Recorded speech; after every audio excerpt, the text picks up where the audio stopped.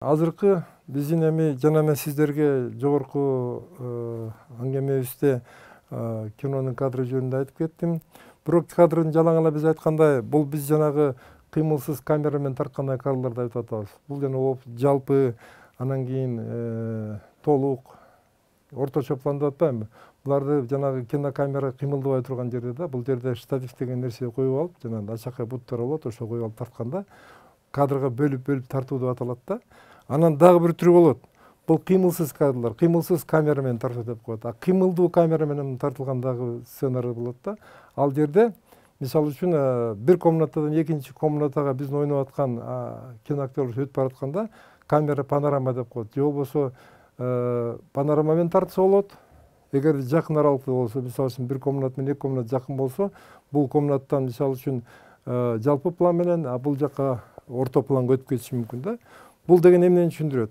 Бул кино кадрды тартып атканда, мисалы үчүн фотографияда бир кадр менен композицияны өзгөртпөй, жалпы орто же толук план менен тартып алсаңар, а кинодо болсо кыймыл аракет жүрүп атканда актер бирде камерага жакындап, бирде алыстап, панорама кылганда, мисалы үчүн жалпы пландан экинчи комнатка өтүп кеткенде орто план келип калышы мүмкүн да. Ошондуктан кинонун кадрынын ичинде композиция такай өзгөрүп турат.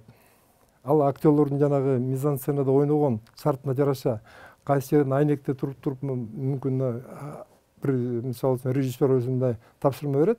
Сен айнекте туруп карап, шаардын жанагы сыртта болуп аткан окуялардан ойлонуп туруп анан басып келесиң дейт дагы, келип күзгү карайсың дейт. Ошондо мисалы үчүн алсак, бир камера менен бир кадр менен алганда, тетиги жалпы пландан орто планга келет. Анан кичине панорама кылып күзгүнүн жанына келгенде бул дагы толук планга өтүп кетиши мүмкүн да.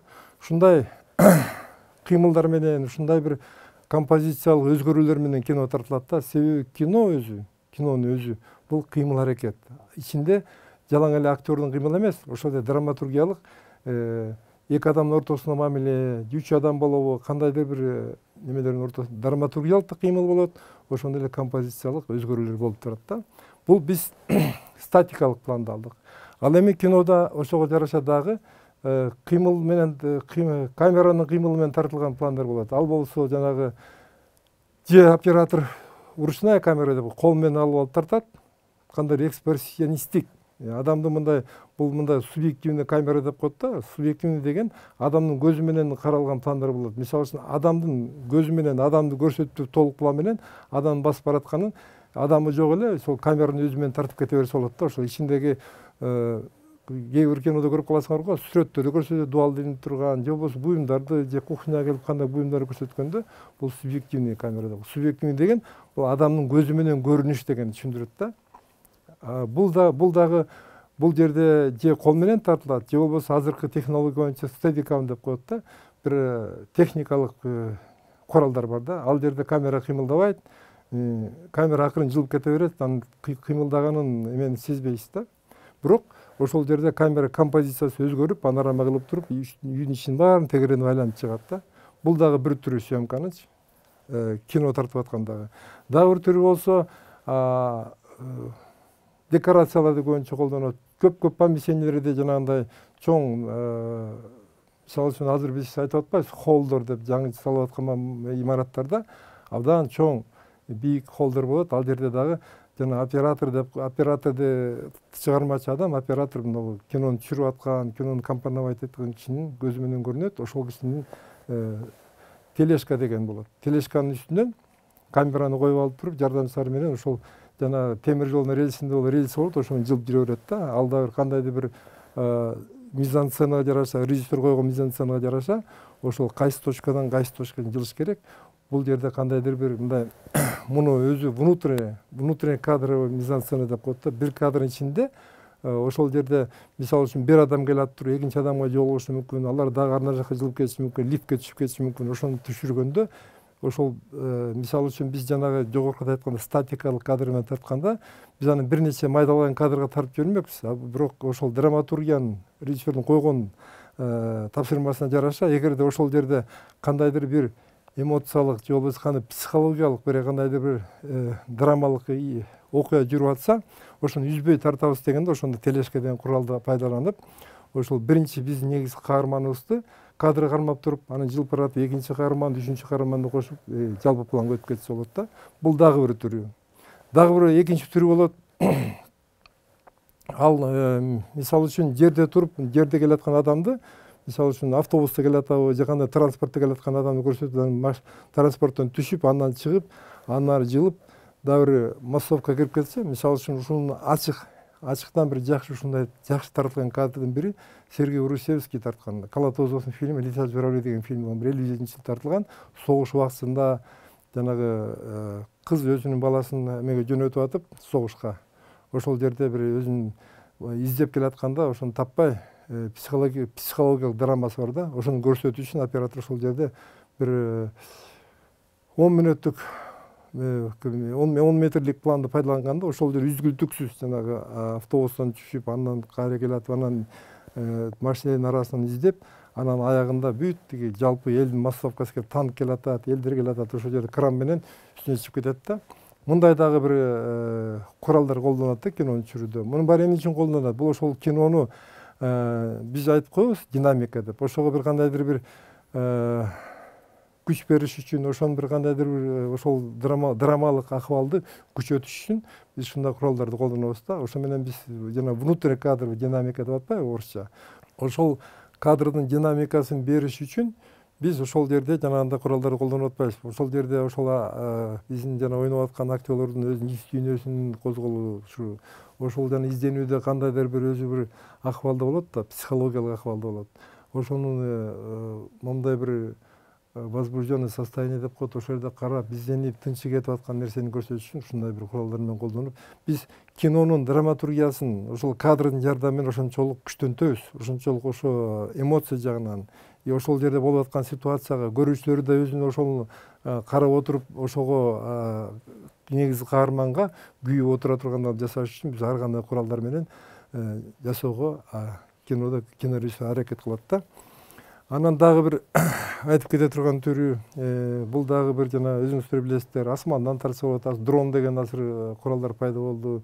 Мурда мындай кадрларды тартыш үчүн биз кечки Союз убагында чоң вертолетторду алып, анын вертолеттун үстүнө бир топ кыйынчылыктар менен тартылчу да. Азыр болсо эмне дрон деген менен кымындай бир камераны коюп коет, ошо менен үстүнөн кандай кааласаңыз чымчыктын учуп баратканын, эмнен учуп баратканын, кандай бийиктикте азыр тартууга мүмкүнчүлүк болду да. Анан эми азыркы технология жөнүндө дагы айта кетким келет. Себеби мисалы үчүн бизде мурда азыр болсо биз жана сонариптик эмеге өтүп кетпедикпи? Сонариптик куралга өтүп кеттик да. Сонариптик курал менен тартканда азыр флешка деп коет. Мурда кинопленкага тартып алып, анан кийин кинопленканы дагы тартып атканда аны эсептеш керек болчу. Бул сцена канча метр керек, бул кыймылга канча керек деп туруп, себеби кинопленкадан өтө кымбат болчу ал кезде. Кинопленканы дагы мындай кенен каалагандай ала алчу эмессиң, себеби абдан кымбат эле да. Өзүнүн баягы технологиясы боюнча, өзүнүн иши боюнча, анан чыгарылышы боюнча да. Анан ошолдо көп мисалы үчүн чыгармачылык адамдарга кино тартканда көп кыйынчылыкты туудурчу да.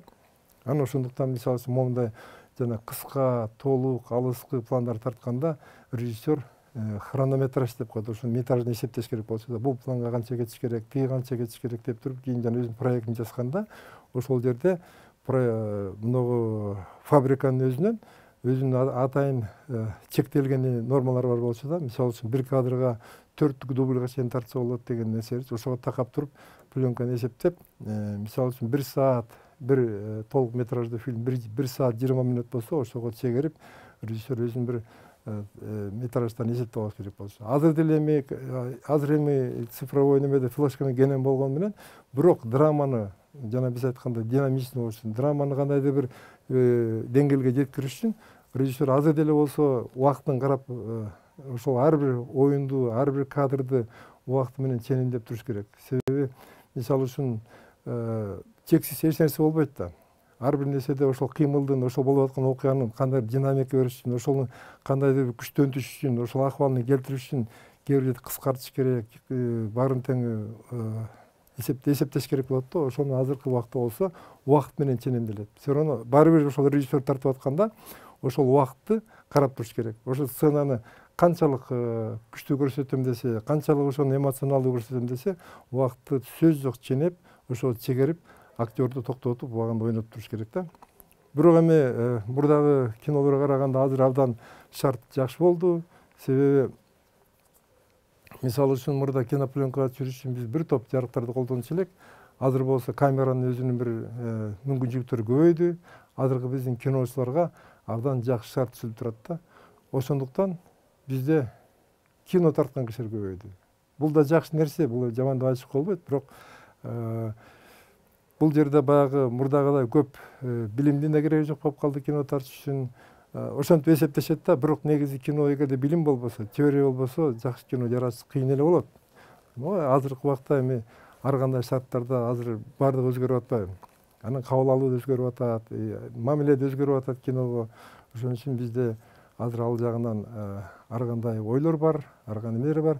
Бирок бүгүнкү биздин токтоло турган темабыз жалаң гана кино жөнүндө болуп аткандан кийин, кинонун кадрын түзүш болгондон кийин, ошо мен айткан жанагы инструменттер менен айттым го, жанагы кадрлардын түзүлүшүн кандай кылып түзүш керек, кыймылсыз камера менен, кыймылдуу камера менен, ар кандай шарттар менен кадр жаратыш керек да. Бирок кинонун өзүнүн негизги максаты, кинонун өзүнүн технологиясы боюнча, мисалы үчүн мен салыштырып кетейин театр менен. Театрда мисалы үчүн сахна болот. Сахнада болсо бир кандайдыр бир ченемдүү аралыкта гана каралат да. Ал ошол сахнада, сахна эмне үчүн, сахнада режиссер максаты эмне болуш керек? Себеби партер деп коет, анан кийинки ряд болот, балкондон карайт. Ошол ар бир точкадан караганда сахнанын ичинде ойноп аткан оюн бирдей көрүнүш керек да. Ошон үчүн сахнада спектакльди коюп атканда режиссер да ошонун көрүнүшү жагын көрүүчүлөргө карата ыктап, ошонун декорациясын, гримин баардыгын тең ошого ылайыктап жасалат да. Бирок кино менен театрды салыштыра кетсек, мисалы үчүн театрда убакыт дагы, жана ойной турган убактысы, ошол эле болуп аткан окуясы дагы, декорациясы бир жерде болот да, ал жерден чыга албайт. Мисалы үчүн театр 3 акттан турса, 3 бөлүктөн турса, 3 бөлүктө мүмкүн 3 жолу гана декорация алмашы мүмкүн да. Негизинен ошол бир гана декорацияда, 3 декорацияда ошол толук драматургияны, пьесаны ойноп чыгыш керек да. Ошон үчүн ал театрдын кандайдыр бир мындайдыр мүмкүнчүлүктөрү киного караганда азыраак болот да. Кинодо болсо мисалы үчүн бир кадрды бүгүн мына бөлмөдөн тартып, экинчи кадрды болсо эшиктен, көчөдөн тартып, үчүнчү кадрды болсо шаардын дагы бир жеринен тартып, төртүнчү кадрды скөлдөн тартып, анын баарын чогултуп туруп монтаждаганда жыйнап койсоң, окуя кандайдыр бир ошол эле окуяны ар кандай географический эмелерде тартып кетсе болот да. Ошонусу менен кинодун мүмкүнчүлүктөрү көп болот.